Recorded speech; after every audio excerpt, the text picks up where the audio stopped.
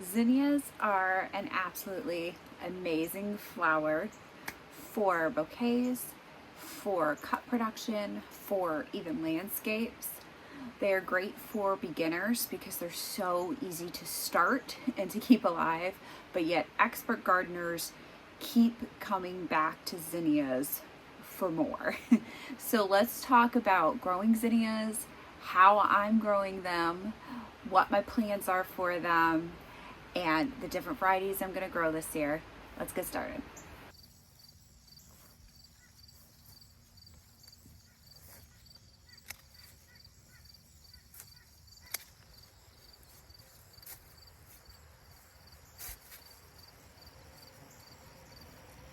There are basically two different ways to grow zinnias. You can direct seed them right into the ground, or you can start them indoors 6 to 8 weeks before your last frost date. My choice is to direct seed them outside after all danger of frost has passed. I actually did a comparison last year between zinnias that had been started in the ground after the last frost was over versus zinnias that had been started indoors and then were planted out after the last frost had passed. You would assume that the ones that got a head start would have been ahead of the ones that were direct sown, but that was actually not the case. They ended up blooming at the same time, but on top of that, the ones that were direct sown ended up being stronger, taller, more robust, and more productive. The ones that had been started ahead of time were very short, way shorter than they should have been, and were not as productive and did not bloom as much as the other ones. So in my climate, which is zone 4B, 5A, it is my suggestion that you direct sow them. You may feel like you're getting ahead if you do it inside, but I tried it and it seems like it is not the case. There are very few things that you have to be looking out for when it comes to zinnias. I do know that some people have problems with powdery mildew on their zinnias. That is not something that I have here. In all honesty, here in Vermont in zone 4B, 5A, zinnias are just absolutely perfect. It's hot during late July, early August. We're getting up into like the 80s and 90s. So they grow and they bloom. But then at night, by the time we get into early August, we're getting down into the low 60s, high 50s. And I think it really helps the zinnia to kind of keep its color and to keep it from getting too bogged down by the humidity. I don't think they like a lot of humidity. I don't live in a humid climate, so I don't know for sure, but I'm pretty sure that they don't like a lot of humidity. So this is just absolutely perfect growing conditions for them. A lot of people succession plant their zinnias. So you would start your zinnias, and then 2 weeks later you would start more, and then 2 weeks later you would start more. Again, I don't do that because here in my climate, once they bloom and start growing, I only have another 8 weeks until the first frost is probably going to kill them. So that is enough time for me to keep cutting and growing and cutting and growing and cutting and growing. I don't need another succession. They don't get tired enough before they end up dying from frost. So let's talk about some varieties that I am going to start this year. Let me give a little word to the wise, learning from my own mistakes, that I used to go to any big box retailer, right, to get zinnias. And I would tell myself, I have to get the cut and come again variety, because that is the label on some of the zinnia packets, is cut and come again. They're all cut and come again. Okay, that means the more that you cut on them, the more they grow. Because when you cut a stem down, then it will branch out and make two. So you just keep cutting, and you keep growing. If you're in a warmer climate, they will start to get tired, and that's why you need to have that next succession. But here, they just keep on producing the more that I cut on them. So this year in my garden, I am starting several varieties. The first is going to be the Binary Giant mix. I didn't pick any specific colors. I picked just a mix, and I love these.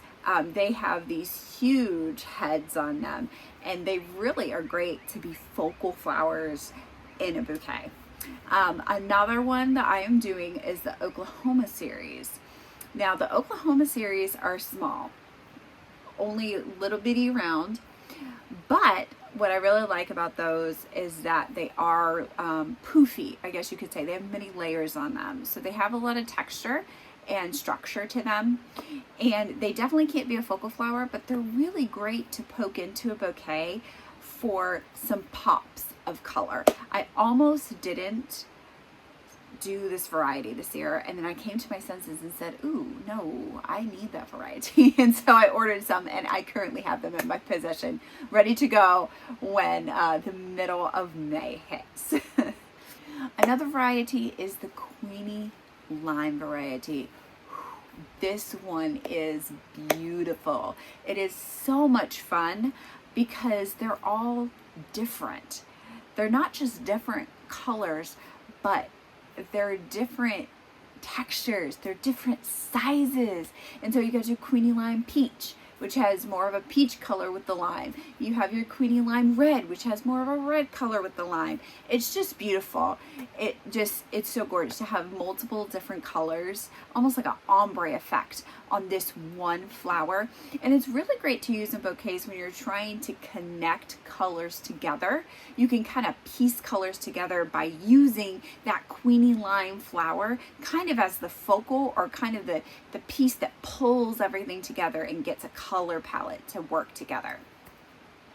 The last two that I'm going to be growing are super duper special. The first one is the Ballerina from Johnny's. And if you have not gotten the Ballerina from Johnny's, you need the Ballerina from Johnny's. First, the color is just superb. It is. It's a ballerina color. It's just this really light pastel pink color. And it is gorgeous for like the beginning of September, middle of September, when like around here it's starting to cool off a little bit, so you're starting to think about fall. And so it's just this light pastel.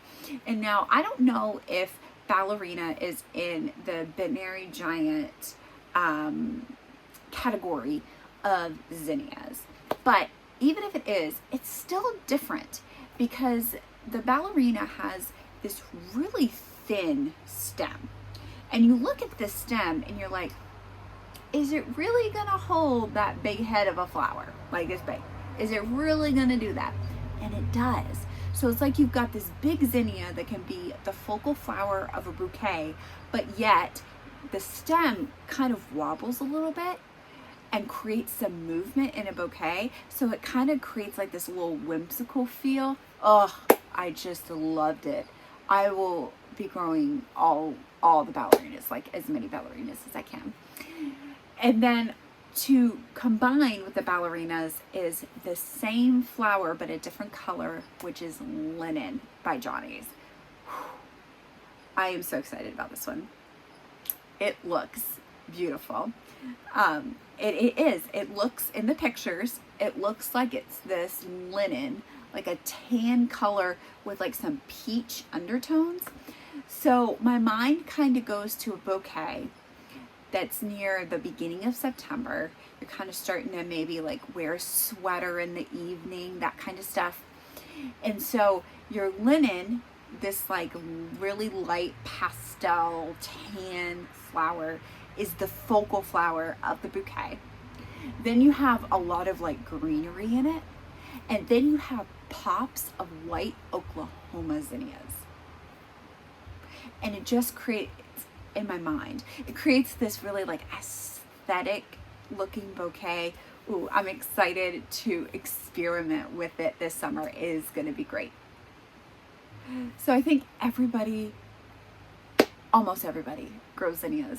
I think almost every gardener grows zinnias. So what is your favorite variety, favorite color? of zinnias. What do you have to share with us that is very different from my growing zone of how you grow zinnias? I'm curious. Let me know below about those kinds of things. Thank you for watching. I'm looking forward to more spring and summertime gardening videos as it warms up here in Vermont. It's starting to get nice outside. Thanks for watching. I hope to see you next time. Bye.